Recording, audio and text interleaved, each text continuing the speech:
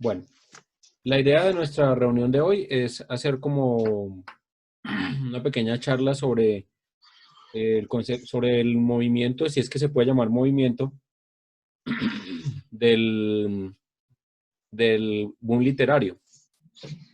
En realidad, el boom literario, pues como lo vamos a ver ahora, es un grupo de escritores que tuvieron una especie de florecimiento literario entre los años 60 y 70. Para algunos es uno de los movimientos más importantes. Digamos que el boom literario hay dos conceptos. El primero es un concepto, si se quiere, positivo, en el sentido de decir que es el primer movimiento auténticamente latinoamericano y que a través de ese movimiento se empezó a leer a los autores latinoamericanos.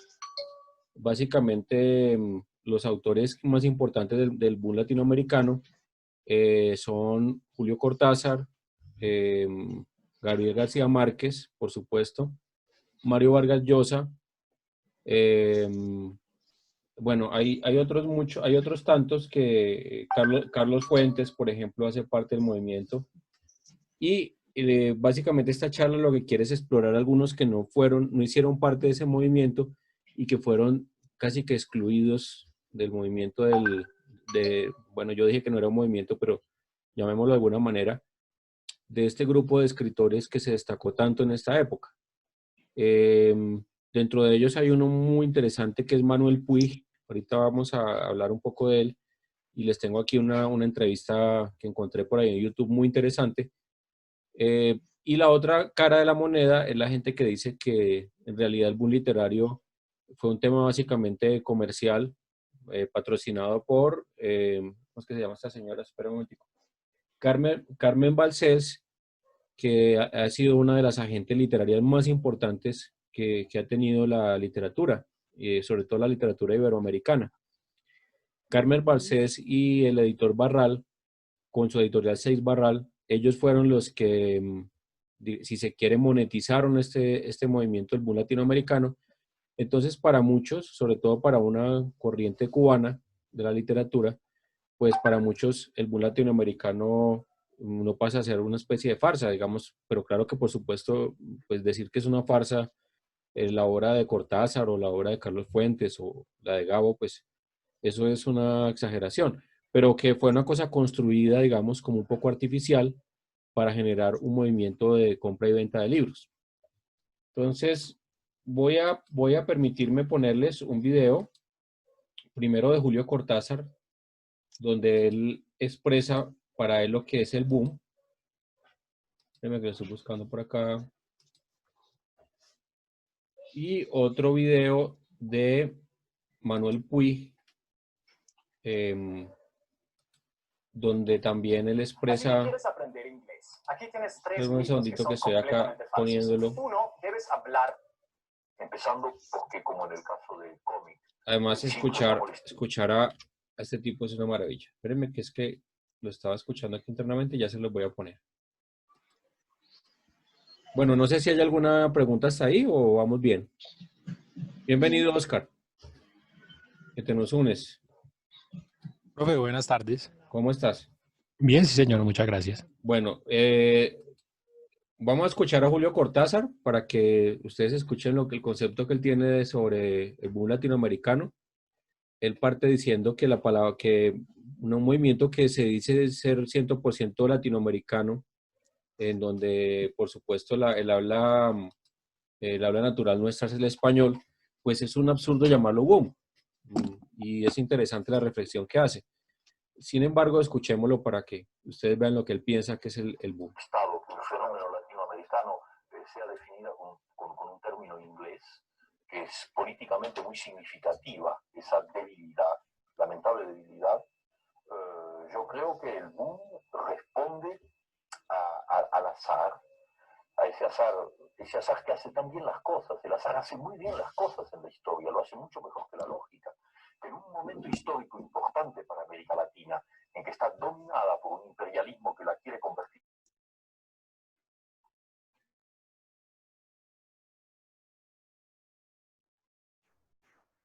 Víctor, perdón, ya no se escucha. No sé si solo seré yo.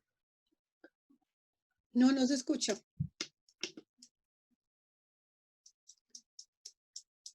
Quedó mudo. No leamos los labios.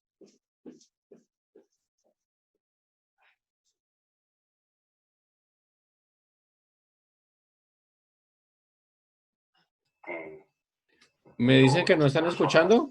fue hecha en la soledad, fue hecha en la pobreza. Ya. Sí, sí lo están escuchando. Ahora sí, Ahora sino sí. que ahorita no se escuchaba. Fue hecha sin el menor apoyo. Nos dejó leyendo los labios. Que cuando los editores se despertaron a mis libros, a los libros de Fuentes, a los de García Márquez, a los de Vargas Llosa, se despertaron porque las primeras precarias y difíciles ediciones habían sido bruscamente leídas por un montón de gente que se las pasó de mano en mano, y los editores, que no son tontos y que están ahí para ganar dinero, comprendieron perfectamente que eso... Yo creo que vale la pena repetirlo para... Boom, ¿Ahí lo escuchan? empezando porque, como en el caso del cómic, siempre me ha molestado que un fenómeno Sí. Okay. sea definido Ahora sí. con un término inglés que es políticamente muy significativa, esa debilidad, lamentable debilidad. Yo creo que el boom responde al azar, a ese azar que hace tan bien las cosas. El azar hace muy bien las cosas en la historia, lo hace mucho mejor que la lógica. Pero en un momento histórico importante para América Latina, en que está dominada por un imperialismo que la quiere convertir en una factoría, en una colonia, pues el azar haga que aparezcan 5, 6, 8 excelentes escritores que lanzan un montón de libros y de golpe crean un estado de conciencia que abarca todo el continente. Porque mira, Joaquín, y esto es importante, tú sabes cómo ha sido atacado el boom, considerándolo una especie de maniobra editorial, considerando que la promoción de los editores había lanzado al boom. Bueno, yo no estoy calificado para hablar de eso porque yo soy uno de los protagonistas del boom, pero puedo decirte que mi obra personal fue hecha en la soledad, fue hecha en la pobreza, fue hecha sin el menor apoyo editorial, y que cuando los editores se despertaron a mis libros, a los libros de Fuentes, a los de García Márquez, a los de Vargas Llosa, se despertaron porque las primeras precarias y difíciles ediciones habían sido bruscamente leídas por un montón de gente que se las pasó de mano en mano, y los editores, que no son tontos y que están ahí para ganar dinero, comprendieron perfectamente que esos escritores había que editarlos.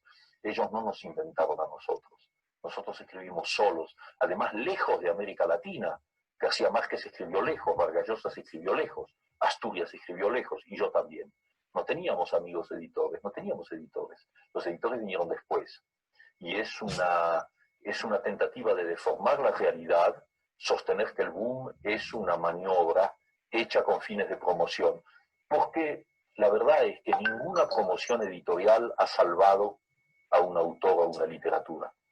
Con una gran campaña de promoción puedes lanzar un libro, una primera edición, pero si el libro no vale por sí mismo, ¿cuánto tiempo dura? A mí lo que me alegra en este fenómeno del llamado boom es que hay dos cosas. En primer lugar, que hemos sido leídos por primera vez por nuestros compatriotas. Yo pertenezco a una generación que no leía a los escritores latinoamericanos, sino con cuentagotas. Teníamos a Borges, teníamos a Arlt, teníamos a 2 o 3, y ahí se acababa. Estamos vueltos a Europa. Lo que leíamos era la última novela de Graham Greene, la última novela de François Mauriac, la última novela de Pearl Buck o de Hemingway. Magníficos escritores y que hay que leer y en buena hora, pero estábamos de espaldas a nuestra realidad. Y en 10 años de eso que llaman el boom, sucede que hay millones de latinoamericanos que se han despertado a ese hecho maravilloso de tener confianza en sí mismos, porque si yo tengo confianza en un escritor argentino, estoy teniendo confianza en mí mismo, tengo confianza como perteneciente a una sociedad, a una cultura, a un ritmo histórico. Entonces, de golpe, tenemos un continente que nos lee a nosotros. Entonces, fíjate lo que eso significa como signo revolucionario, como búsqueda de una identidad. Sabemos cada vez mejor que somos latinoamericanos y que, como dijo Darío, invirtiendo la frase, tantos millones de hombres no hablaremos inglés. hablaremos español. Y esa es la segunda mitad de la cosa que toca España y que a mí me da tanta alegría. Y es el hecho de que ustedes los españoles nos leen a los latinoamericanos y nos leen amistosamente, nos leen fraternalmente. Bueno, ese contacto, después de un largo periodo de distancia, que tú conoces muy bien, ese contacto es fecundo, ese contacto nos vuelve a enlazar. Ya no necesitamos ni a Hernán Cortés ni a Pizarro, los que crearon las diferencias. No, ya no. Ya somos un solo conjunto unidos por un idioma y ojalá que por un mismo destino histórico. Bueno, ¿cómo les pareció el concepto que tiene Vargas Llosa de lo que es el boom latinoamericano? Yo Hola. lo veo como una apertura, una apertura para conocer nuevos escritores. Sí, sí, el concepto de él es que estaba un poco atendiendo a la crítica a lo que yo les comentaba al comienzo, que era un movimiento de orden básicamente comercial, creado por los editores, sobre todo por Carmen Balcells,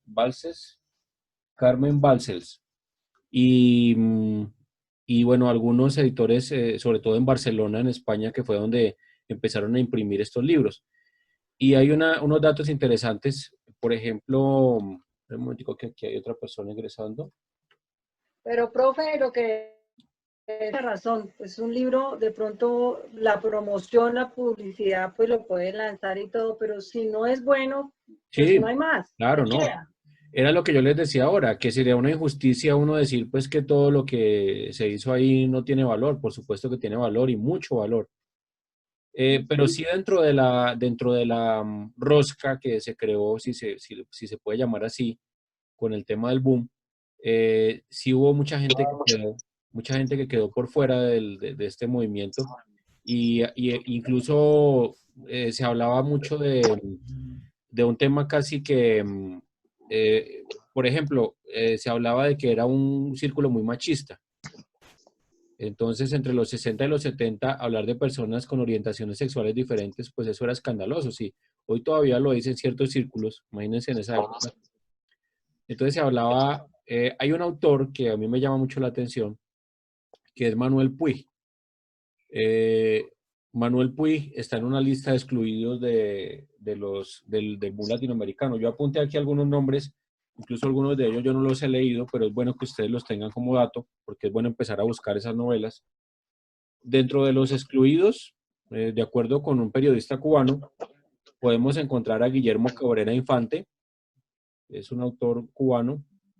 Podemos encontrar a José Lezama Lima, a Reinaldo Arenas, Fernando del Paso, Julio Ramón Ribeiro, bueno, el mismo Manuel Puig, y hay una escritora que se llama Clarice Lispector, que también es importante que ustedes la busquen y la lean, y busquen algo para leer, porque es una escritora excelsa y que vale la pena conocer también. Todos ellos, por unas razones o por otras, se considera que fueron excluidos de ese movimiento. O sea que fue un movimiento, espera un momento, estoy admitiendo aquí allá.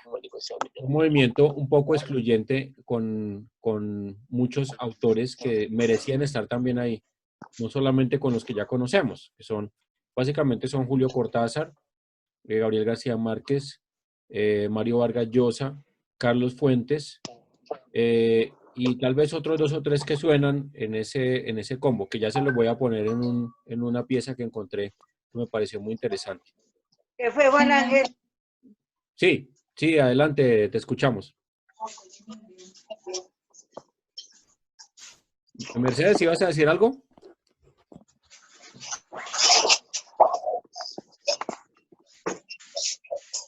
Bueno, parece que no. Denme un segundo que les voy a poner otra pieza que me encontré por acá, que uno en YouTube encuentra unas piezas increíbles. Esperen un segundo. Esta es una entrevista con Manuel Puig de un programa que se hacía a fondo. Era un programa, creo que era argentino, que era de los pocos programas literarios que uno pues le gustaría volver a encontrar en estos tiempos. Un segundito, lo dejo holístico.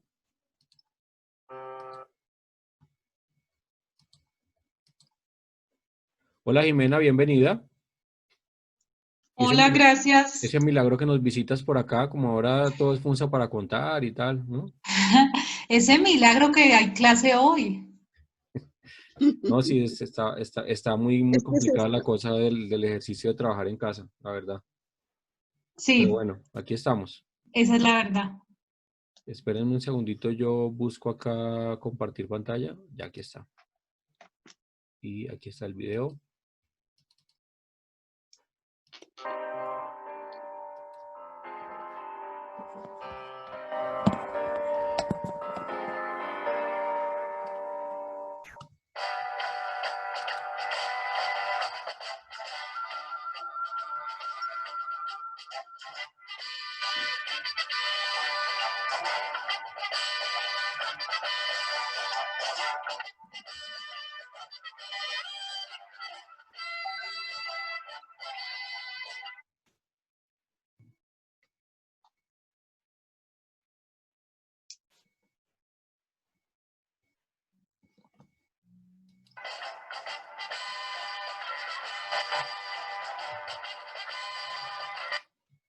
¿Me escuchan ahí? ¿Me escuchan ahí? Ya se fue. Sí, Bueno, miren la lista, Sí, perfecto. miren la lista que pone el director del programa a fondo de los que él considera que son escritores latinoamericanos y que de alguna manera hacen parte antes o después del boom latinoamericano. Está Jorge Luis Borges, Alejo Carpentier, Juan Carlos Sonetti, Manuel Mujica Lainez, Ernesto Sábato, Jorge Amado, Julio Cortázar, Juan Rulfo, Augusto Roa Bastos, Antonio Divinedetto, José Donoso, Manuel Escorza, Carlos Fuentes, Guillermo Cabrera Infante, Jorge Edwards, Manuel Puig, Mario Vargas Llosa, Severo Sarduy, sigamos.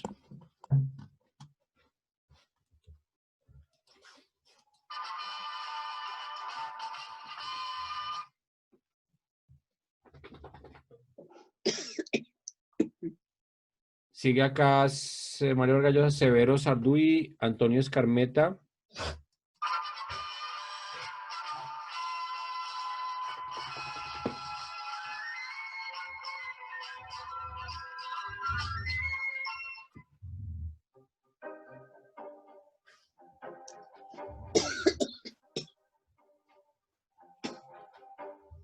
¿Primera novela o fue una novela no publicada? No, Fue La traición de Rita Hayworth, exactamente.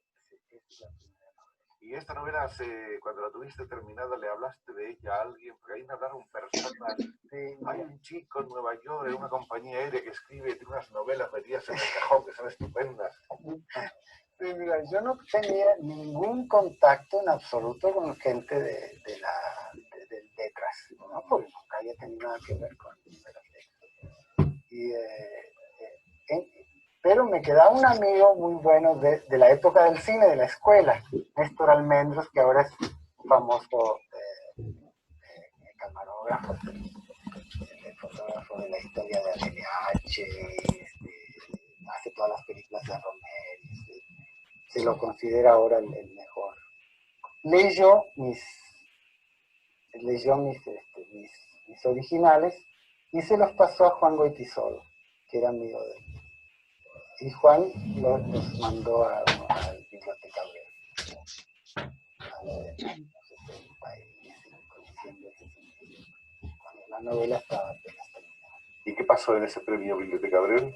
Pues, se colocó bien, la novela fue finalista y de allí salieron contratos. Después vinieron montones de dificultades con la censura, aquí y en Buenos Aires. Pero 2, 3 años después, finalmente se publicó. Aquello es de miedo, porque, ¿cómo te podría decir? Es la ausencia total de paisaje. Es una planicie perfecta, el horizonte se hizo una recta, ¿no? Y no crece nada más que ese pasto. Si quieres una planta, hay que regarla constantemente, ¿no? Y el mar está a 1000 kilómetros y las montañas están a 1000 kilómetros y todo está lejos. Y la persona que nace y se muere ahí no ha visto nada más que lo que le dan en el cine. Entonces me aconsejaron por lo menos escribir en mi idioma, ¿no? Y si en lo posible sobre algo que yo conociese, sobre alguna experiencia mía, ¿no? Sobre los páramos de Yorkshire, lugares donde no me había estado jamás. Lo único en ese momento que recordé con claridad fue la voz del personaje, ¿no? Lo que decía. Eso sí lo tenía muy, muy claro. Entonces dije, bueno, lo único que puedo hacer es registrar esta voz, ¿no? Entonces empecé a escribir y por primera vez en todos esos años de intentos de creatividad me surgió un material, así, sin esfuerzo. Cuando me quise acordar tenía 30 páginas escritas en 2 tardes, una cosa así. A partir de la aparición de esta novela, de la primera novela de Manuel Puig, que ha encontrado su camino, resulta que se produce un movimiento de curiosidad y de expectación, un poco de estupor por parte de lo que podrían llamar los consagrados, que eran, como saben ustedes, una pléyade de grandes escritores en Argentina, muchos de los cuales consideraron a Manuel Puig como una especie de advenedizo que intentaba filtrarse y de hecho se filtraba entre sus filas en la cumbre. Por otra parte, otros críticos entendieron que la personalidad de Manuel Puig estaba más o menos situada dentro de una segunda generación que estaba tomando la antorcha o el relevo de todos estos grandes maestros de las letras argentinos.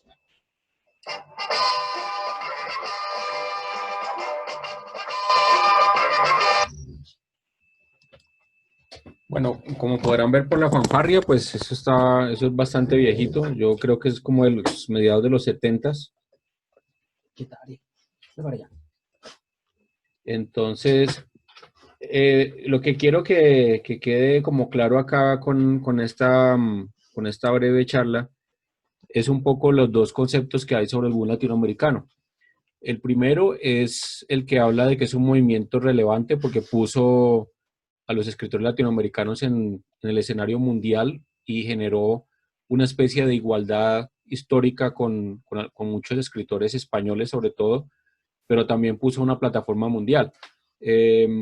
Pues tal vez el más destacado de ese grupo es Gabo y eso lo llevó a ganarse el premio, lleve así el premio Oscar, ¿cómo estamos de mal?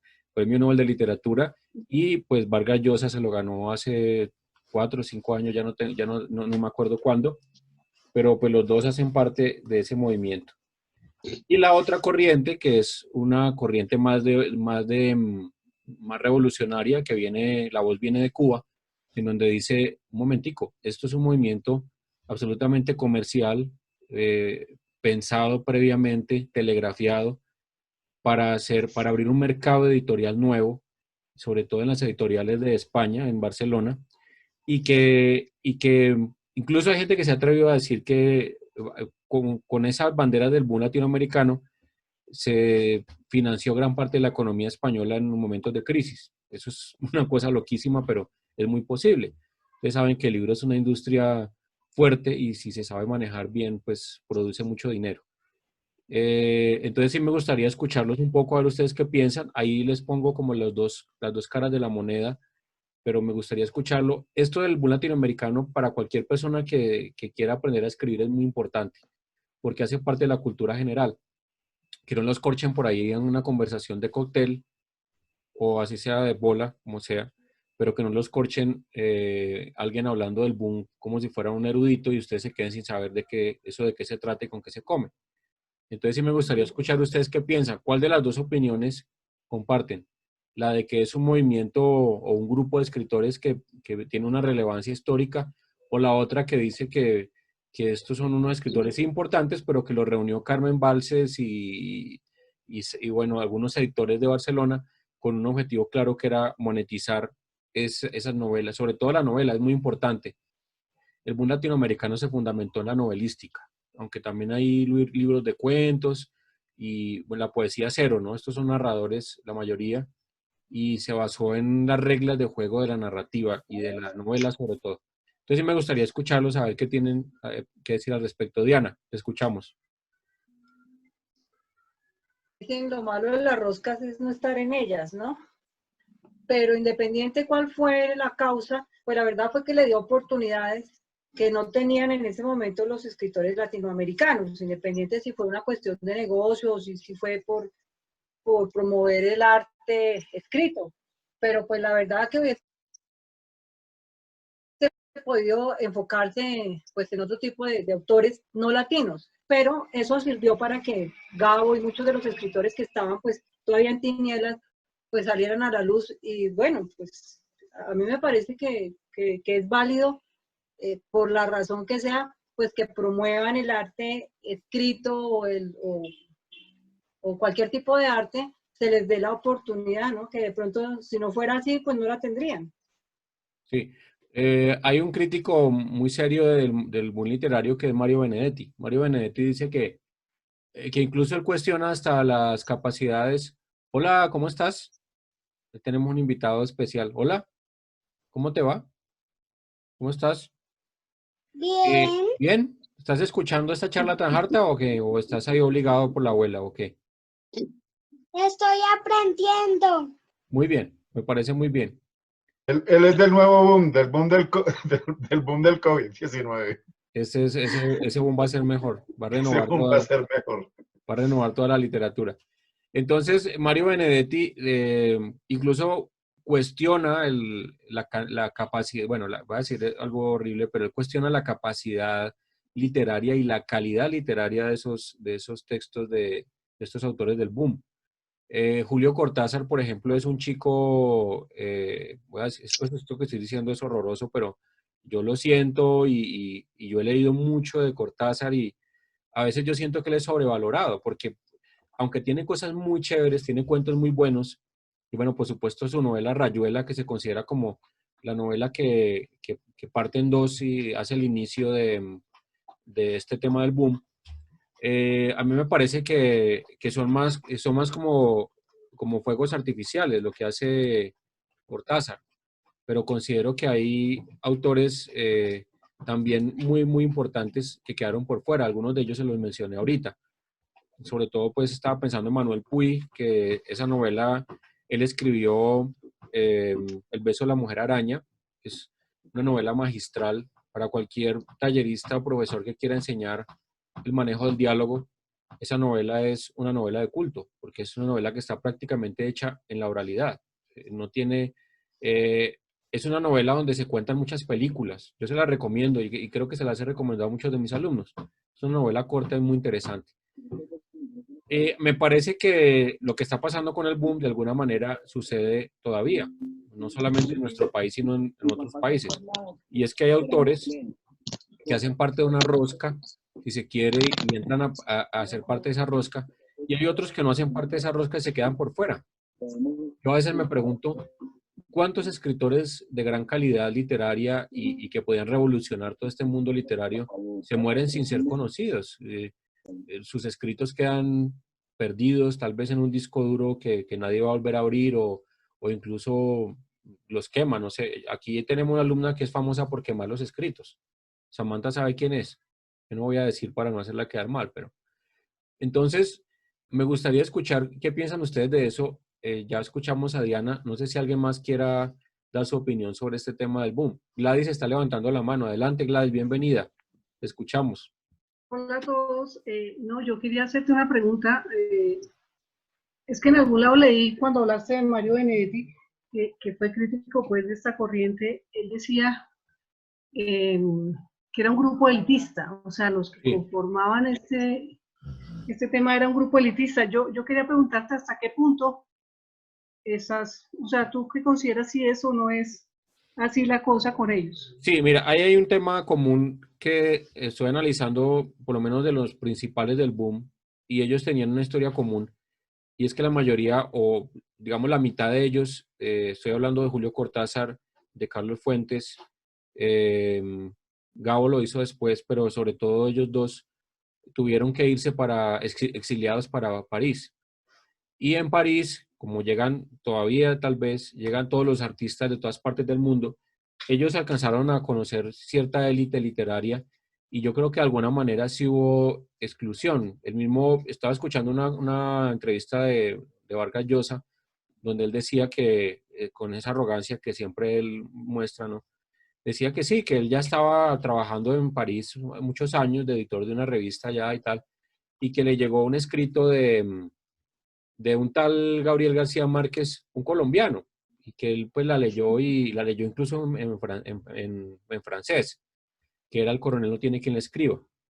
Y de alguna manera, incluso pensando en el tema de lo que me estás diciendo, de que fueron excluyentes, de que era una élite, ellos sí eran una élite.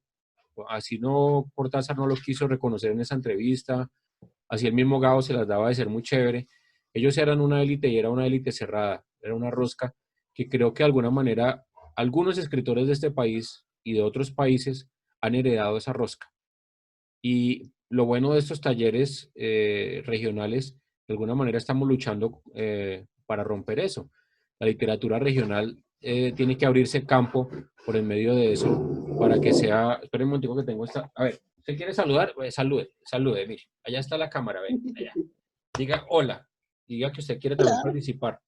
¿Ya? Ya, vaya pues para allá. Ya. No me moleste más. Vaya a comer un hueso, vaya. No, señora. Bueno, qué pena con ustedes. Entonces, claro, lo que dice Gladys es cierto. Ellos sí hacían parte de una élite y de alguna manera uno siente que esa élite o esa rosca sigue estando ahí presente.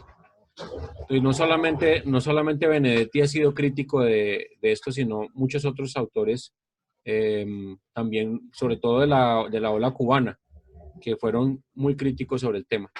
Le voy a dar la palabra a Samantha, que me está levantando la mano. Adelante.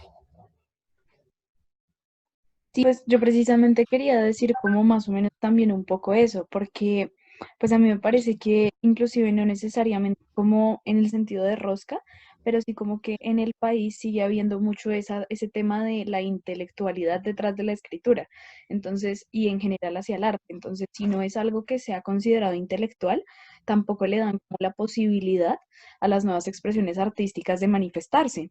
O sea, es como no entra en lo que nosotros consideramos culto, en lo que está bien, en lo que es interesante, entonces ya queda por fuera y queda completamente excluido. Y me parece que eso pasa con muchos autores que intentan como salir un poco de ese marco tan establecido como, digamos, no sé, por poner un ejemplo, que es lo que le pasa un poco a veces a Mendoza, que pues no es que sea pues un súper escritor, pero tiene cosas muy buenas, pero que sin embargo muchas veces no cabe dentro de esa como intelectualidad que siempre le venden a uno de la escritura, y entonces por eso también terminan descalificando sus textos, ¿no?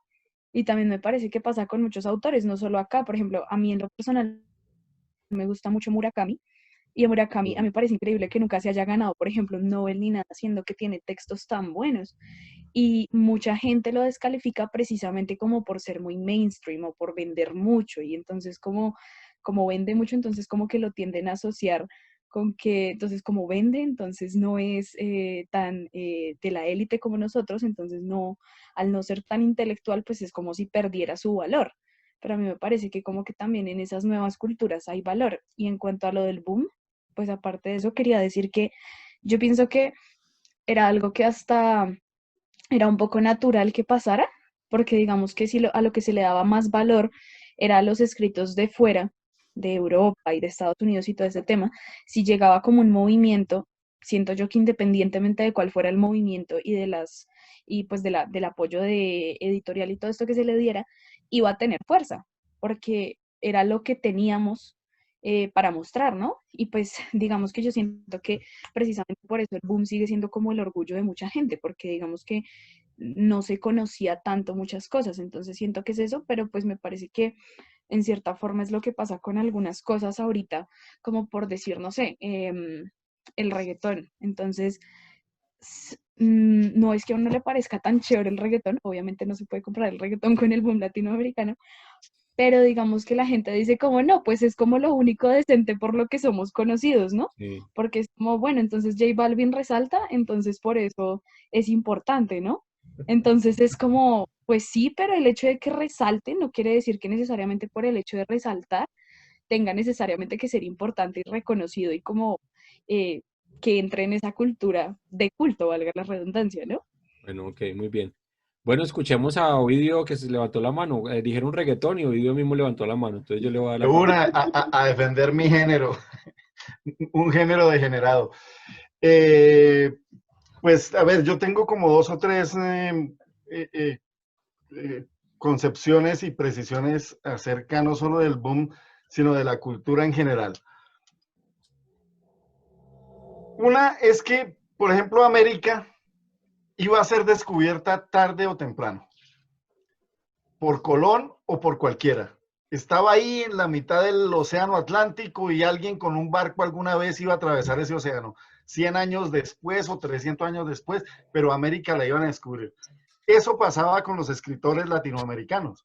Estaban ahí, estaban produciendo, estaban haciendo su labor literaria, bien sea que la hicieran en Colombia o en Argentina o en Francia, donde fuera.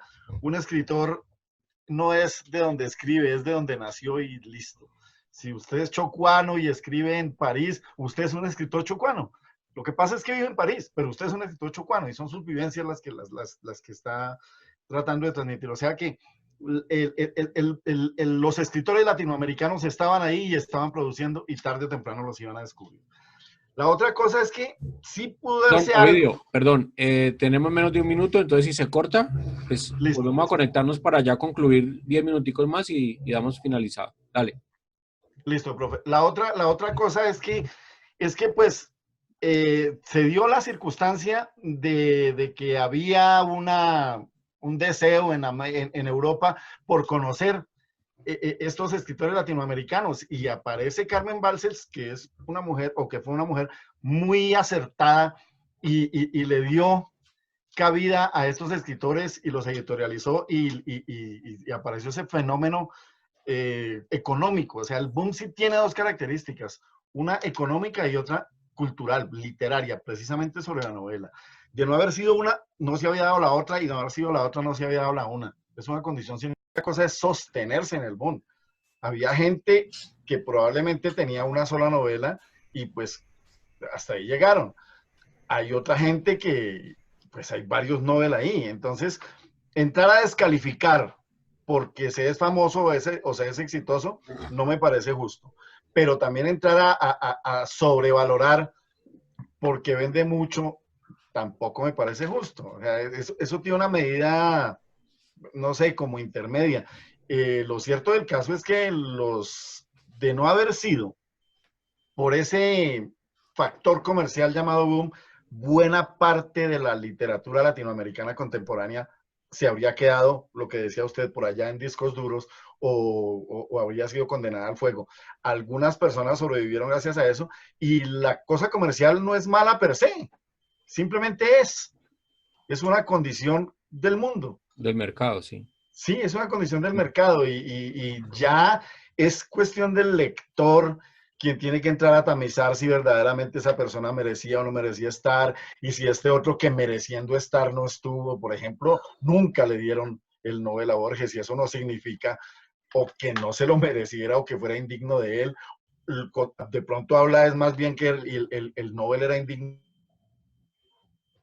Parece que el boom es una anécdota, ni siquiera es una corriente, porque escribían de cosas distintas, y acaso lo único que los iguala es el hecho de haber nacido en Latinoamérica. Ya que que haya cosas comunes, algunos escribieron sobre dictadores, pero eso es posterior al boom.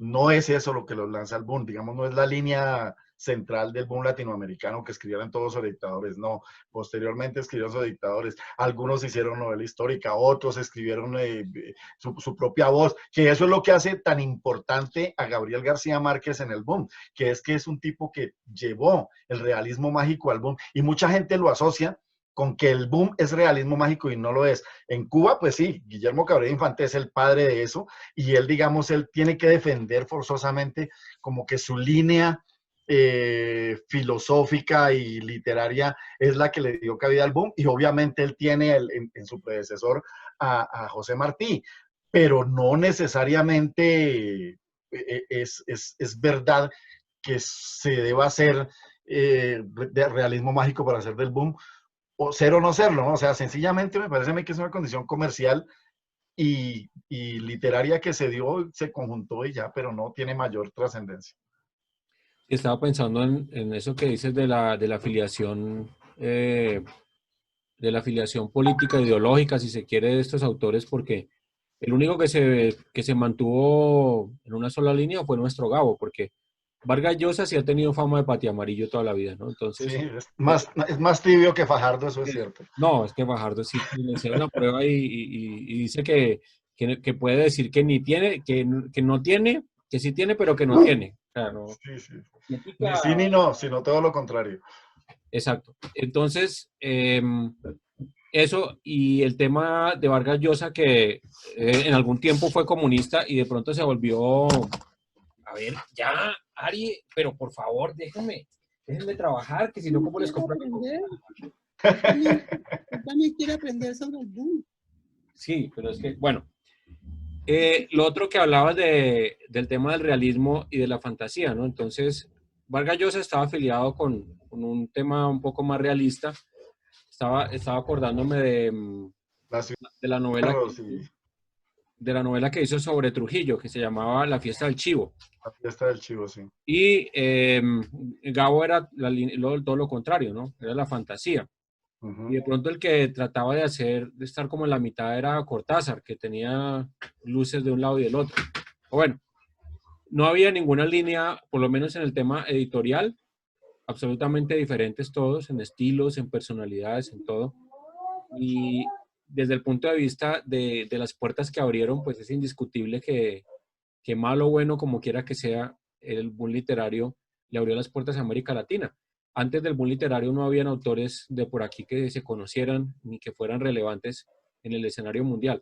Yo no estoy ni de un lado ni del otro, yo pongo el tema para que ustedes también se den una idea, porque uno lee estos autores cubanos también, o al mismo Benedetti, y también tienen muchos argumentos, ¿no? Para quejarse y para criticar un poco eso. Pero a lo que yo invito con la literatura regional colombiana, en mis talleres, con las personas que yo hablo y todo, es a que nosotros sí debemos a tratar de hacer surgir un nuevo movimiento que nos ponga por encima de esas élites que hay y que se genere unas nuevas voces en Colombia y que se reconozcan todas esas voces, porque en este momento estamos un poco en eso de los trofeos y de los poquitos que hay, y yo sé que hay muchas más personas que pueden contar muy buenas cosas de lo que es la literatura en el país.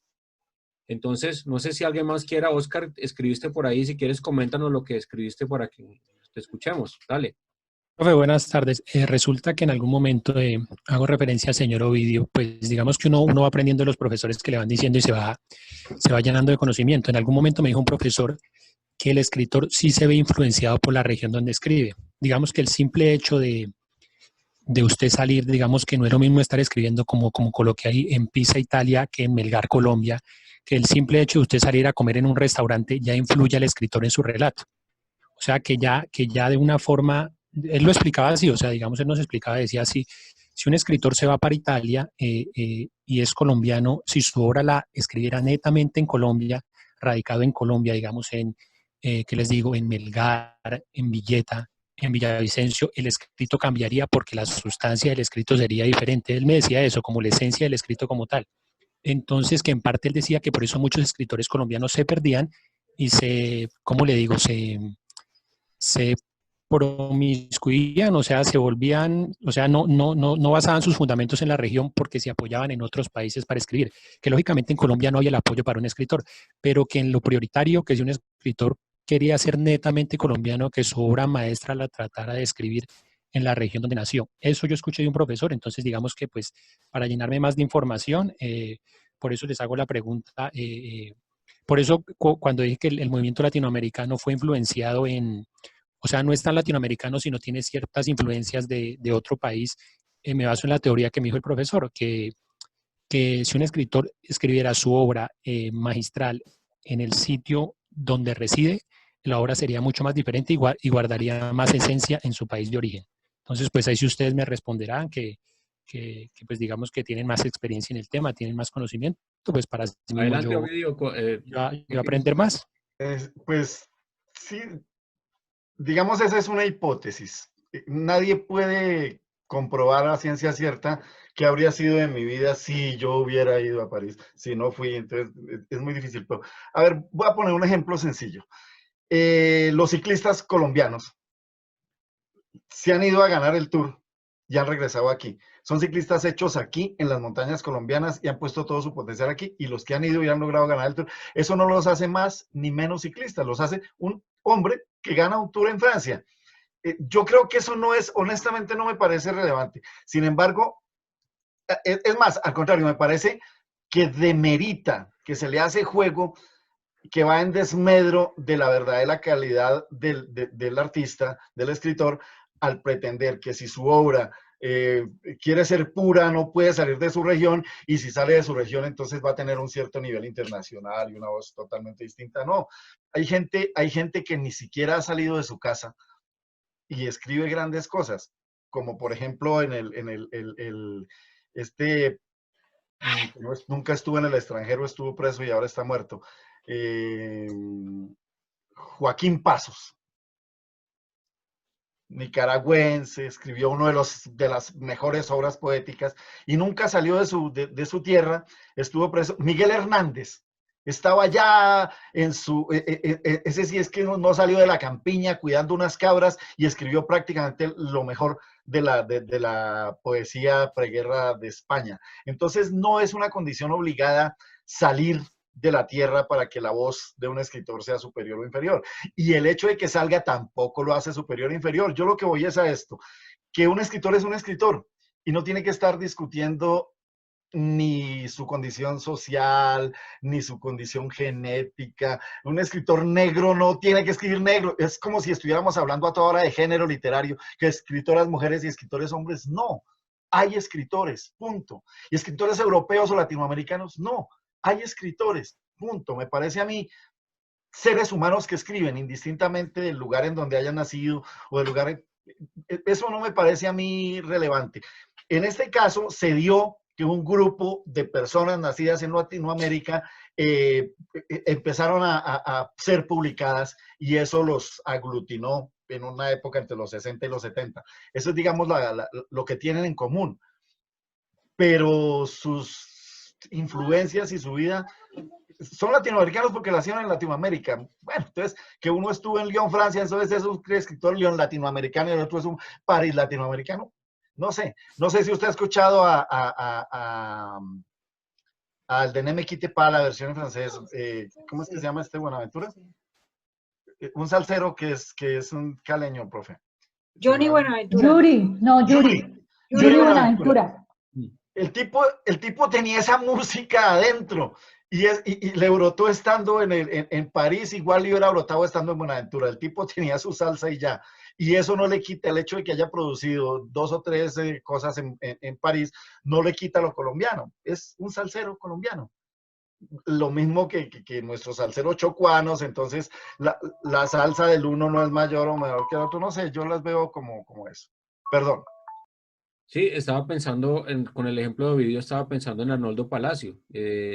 Arnoldo Palacio, creo que les he hablado aquí mucho porque es un autor favorito mío.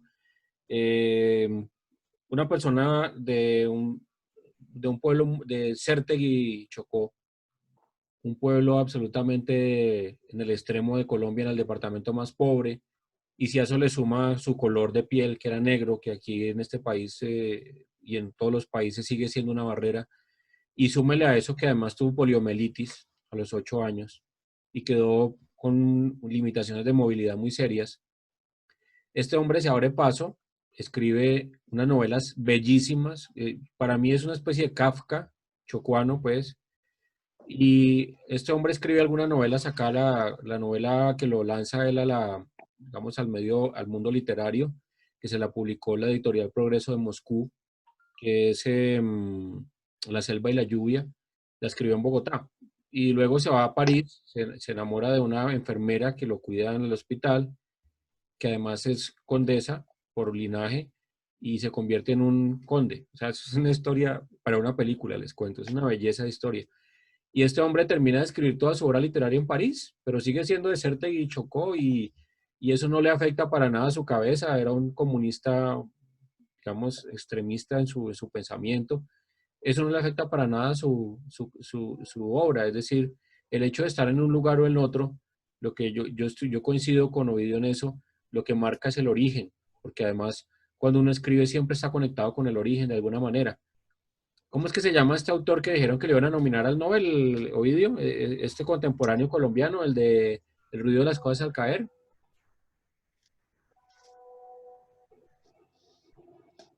Estás con el sonido apagado.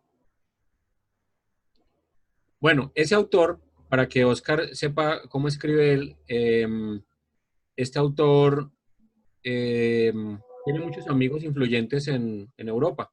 A él le prestan los castillos. Le prestan los castillos para que él se encierre. Me preguntaba que no le estaba oyendo. Sí, tranquilo.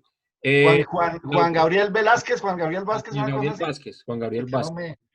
que dijeron que estaba, que Fernando, que él y Vallejo estaban metidos en la lista de los que podían ser posibles nominados al Nobel. Es posible, o sea, ambos son autores de respeto. Y digamos que Juan Gabriel Vázquez, sus obras, esas obras, esa que les comento en particular que la leí, ese ruido de las cosas al caer, es una cosa que se inspira en la violencia mafiosa de Medellín. Y aunque pasa en un tiempo más contemporáneo, pues la historia gira en torno a eso, unos recuerdos de unos personajes que hay ahí. Y estando en un castillo en París, pudo haber escrito esa novela y no lo despegó de su piso. Sigue siendo, digamos que el origen es como un cordón umbilical que uno no puede olvidar. Ahora, no sé qué le pase a uno si, digamos que Ovidio se vuelva famoso, que puede pasar, este man escribe muy bien, y que se nos vuelva famoso y se lo lleven a Europa y lo metan allá en ese círculo de esa élite. Yo no sé si se le afecte a uno el ego y termina escribiendo, no sé, se vuelve firififí y termina escribiendo cosas pretenciosas y todo. Podría pasarnos porque todos somos susceptibles del tema del ego y de todo este mundo de la literatura, que hay como dos mundos, ¿no? En la literatura hay un mundo que es el real, que es el escritor enfrentado a la pantalla en blanco, y está el mundo de la fanfarria literaria, que es lo que rodea ese mundo, que es la farándula, que es el escritor que conoce y empieza a triunfar. Entonces ya no solamente es por sus escritos, sino por sus opiniones, y ya no solamente es por sus opiniones, sino por su vida personal, que se separó, que tiene estas tendencias, bueno, todas esas cosas que ya hacen parte de la construcción de personas. Silencio, por favor, cierren. No, sigue, levantaste la mano, adelante. Ay, perdón, es que ya estaba con el altavoz, es que acá mis hijos no me dejaban. No, es que, mis disculpas. ¿Qué iba a decir yo? Ya, bueno, es que frente a lo que ustedes dicen, lo que dice Ovidio y Víctor, pues realmente yo sí le hallo algo de razón a lo que dice Oscar. Es decir, la literatura no es ajena al resto de, entre comillas, profesiones. Es decir, si tú no tienes las relaciones, podrás ser muy bueno, pero sin relaciones no haces un carajo y nunca saldrás a la luz. Eso es así de simple. Y la literatura no es, o sea, podrá ser muy especial en lo que quieran, pero necesitas que alguien te ayude. Fíjate que hablaban de unos escritores, la verdad yo no los conozco, pero igual ellos, su obra fue conocida porque en algún momento tenían ahí a su lado a alguien que era importante. Entonces, pues sí, puede ser el origen, sí, obviamente está el cordón umbilical que los une a su origen, pero requiere tener unas buenas relaciones para que salga, pues como está actualmente el tema, para que salga a la luz sus escritos. Y segundo, yo sí creo, al igual que lo que decía Oscar, que donde estés necesariamente el medio te influencia en la escritura. Así guardes el origen, pero eso te influencia. Bueno, eso era lo que quería decir. Yo estaba Oscar aplaudiendo y haciendo el signo de... Profe, qué pena. Sí. Les comparto. Resulta que el profesor que me dijo eso era un profesor muy patriota, digamos muy patriota. Entonces decía que decía que ojalá, o sea, él digamos que nos animaba en ese sentido en la escritura, que ojalá hubiera un escritor que se ganara el premio Nobel como lo hizo Gao, pero escribiendo él nos ponía ejemplos muy, muy populares, digamos, escribiendo en Villa de Leyva o en algo así, para que no perdiera la esencia. El ejemplo que él nos ponía es un ejemplo. Si yo salgo lógicamente cuando uno está escribiendo tiene que salir a almorzar, a trabajar, a todo eso. Si este mismo escritor nos decía que la escritura que también conserva algo que llama la teoría de la esencia, que un escritor escribe en base a su esencia, digamos, su esencia también está influenciada por el entorno. Pues digamos que todos esos son conceptos que él me decía, entonces yo los expongo acá. Entonces, la esencia del escritor, si está en el sitio, digamos, en Villa de Leyva, escribiendo, y pudiera sacar un Nobel desde este pueblo, el olor, utilizaba palabras así, el olor del libro que él publicaría tendría un olor colombiano. Entonces, él era muy patriota, él era muy, muy, muy patriota, entonces nos decía, bueno, muchachos, pues procuren hacer lo que más puedan como escritores, si quieren ser escritores, pero desde su país. Yo sé que no hay apoyo, yo sé que les va a ser muy difícil, que en algún momento les salga la posibilidad de irse para París, y ustedes lo van a hacer, como dijo el profe, pues uno aprovecha la oportunidad y se va. Pero él decía, en lo posible, si ustedes sacan un libro con aroma a café, él decía eso, con aroma a café colombiano, es muy diferente sacar un libro con aroma a café italiano. Entonces, digamos que eso fue lo que yo aprendí y pues también puse el tema acá, pues, digamos, en honor al profesor, porque lógicamente cuando un docente le da a uno el conocimiento, pues uno también pues pasa por el medio de uno y lo puede expresar. Entonces dije, bueno, digámosle a los profes de acá, al señor Ovidio, al profe Víctor, que tienen conocimiento también, qué opinan para pues uno a sí mismo alimentarse y si hay un debate o algo, pues algún día tener más bases y más argumentos pues para poder hablar. Entonces, pues ese es mi punto de vista. No sé ustedes qué opinen o me puedan retroalimentar un poquito más sobre el tema. Gracias. No, muy respetables todas las opiniones. Yo comparto con Gladys lo del tema de los contactos, las habilidades sociales.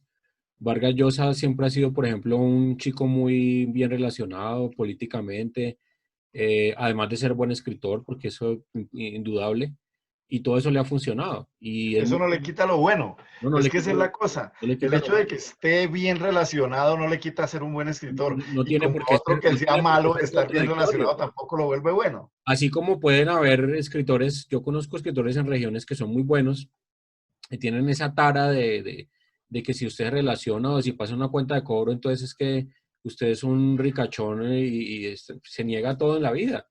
Todo eso suma, todo eso suma. No sé, Ovidio, ¿qué piensas de eso que dice Oscar? No, pues es que es lo que decía, son posiciones respetables, pero el hecho de que una persona común y corriente se vaya a vivir a Europa no la convierte automáticamente en un hombre de mundo y por eso se va a volver escritor. O que alguien como Arnoldo Palacio se quede viviendo aquí no lo convierte en un ermitaño y lo va a volver mal escritor. No, son cosas, son condiciones que se van dando y que ni siquiera son importantes, me parece a mí. Decía por ahí alguien que no por el hecho de darle esteroides a un burro lo va a hacer ganar el derbi, ¿no? Eso es así. Usted puede poner a cualquiera, a un escritor mediocre, y relacionarlo con buena gente, y sí, a lo sumo será famoso, pero de ahí a ser un buen escritor, un escritor que trascienda, un escritor que sobrepase este problema del tiempo y que viva por la eternidad, es muy complicado. ¿Quiénes han sobrevivido durante tantos años? ¿Cuántos escritores y filósofos no se han quedado en la mitad del camino porque su obra no tenía contenido, indistintamente de dónde salió ese contenido?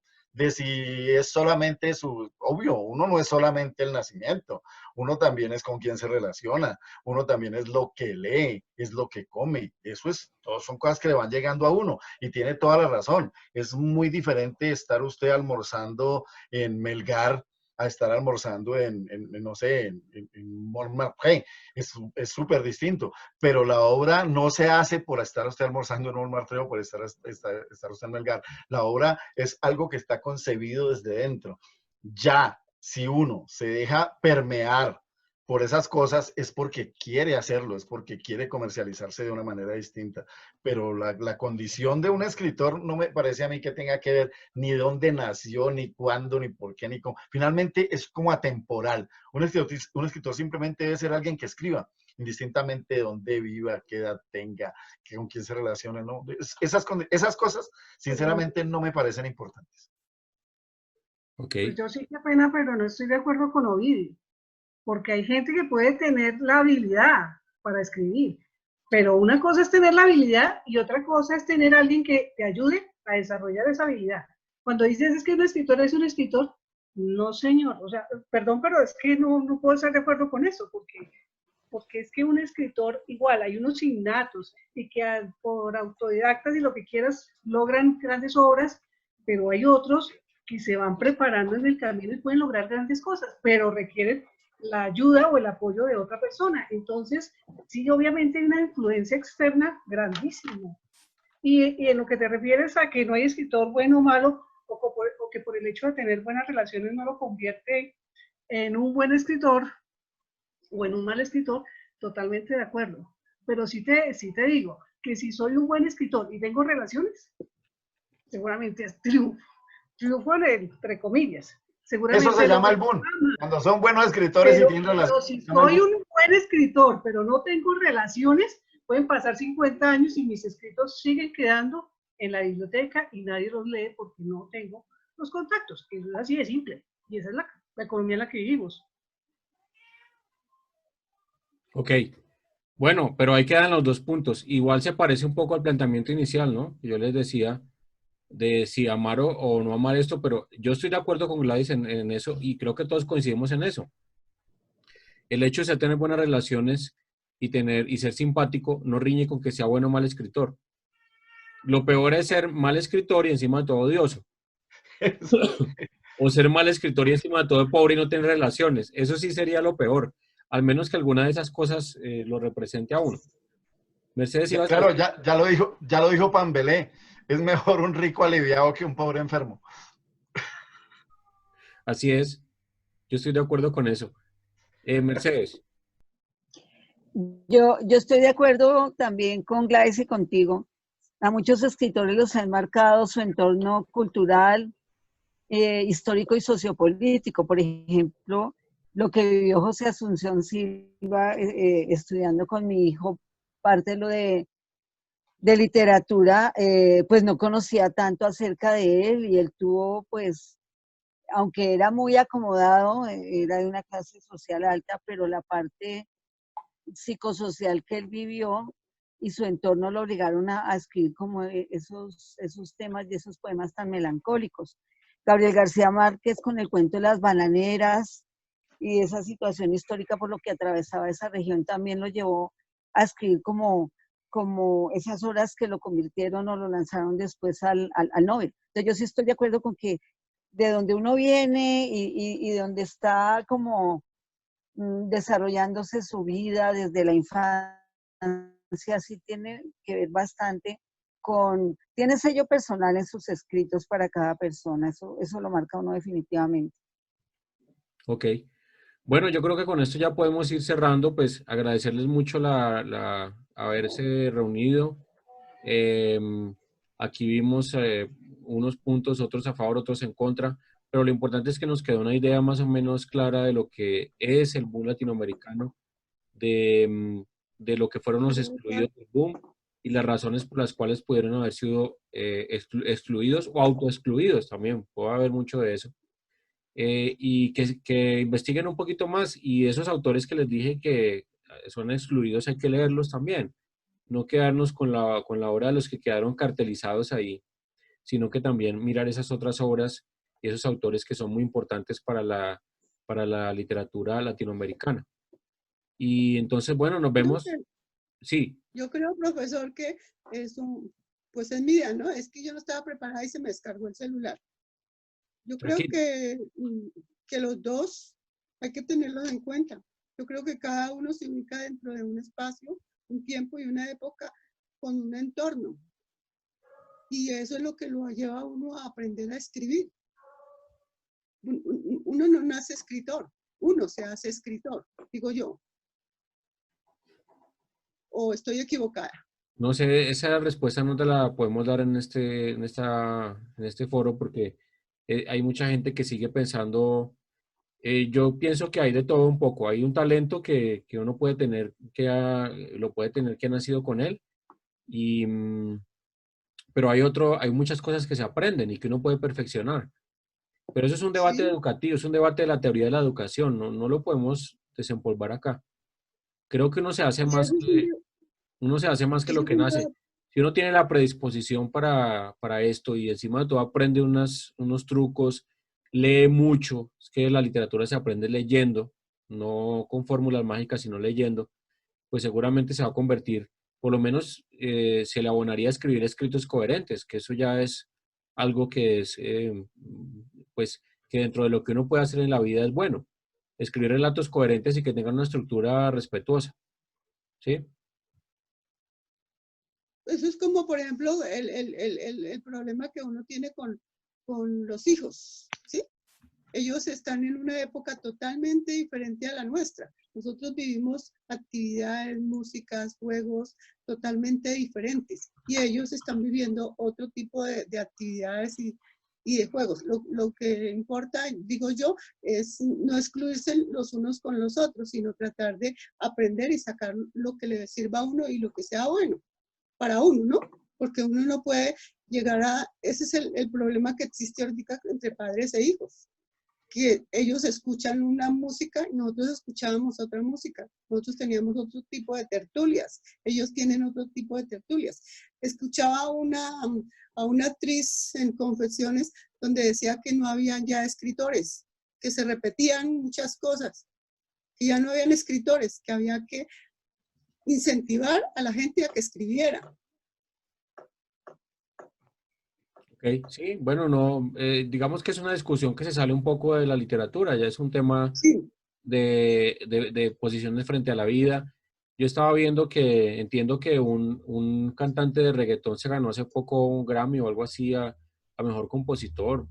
Hubo un debate ahí, yo es que no conozco muy bien estos cantantes, pero alguien hizo una parodia en internet, un meme, en donde comparaban la letra de una persona que se ganó ese mismo premio hace 20 años y la letra de este personaje, y por supuesto es para morirse de la risa, ¿no? Porque mientras el otro es un romántico que dice que en tus ojos yo veo el futuro de mi corazón, no sé qué, pues el del reggaetón dice, mami, vamos para la cama que te voy a hacer la mamá, una cosa así por el estilo.